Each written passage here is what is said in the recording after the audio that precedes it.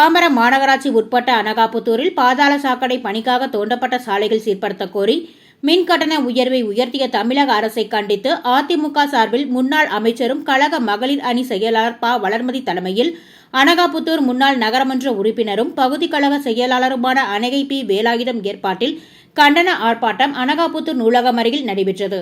ஆர்ப்பாட்டத்தில் செங்கல்பட்டு மேற்கு மாவட்ட செயலாளர் சிட்லப்பாக்கம் ச. ராஜேந்திரன், முன்னாள் அமைச்சர் டி. கே. எம். சின்னையா, முன்னாள் சட்டமன்ற உறுப்பினர்கள் ப. தன்சிங், கனிதா சம்பத் ஆகியோர் கலந்து கொண்டு பம்மல் அனகாபுத்தூர் பகுதியில் பாதாள சாக்கடை பணிக்காக தோண்டப்பட்ட பள்ளத்தினால் விபத்து ஏற்படும் என்ற அச்சத்தில் பொதுமக்கள் உள்ளதால் இதனை விரைந்து சீரமைத்து தரக்கோரியும் மின் கட்டணத்தை திரும்பப் பெற வலியுறுத்தியும் கண்டன உரையாற்றியும் கோஷமிட்டு ஆர்ப்பாட்டத்தில் ஈடுபட்டனர்.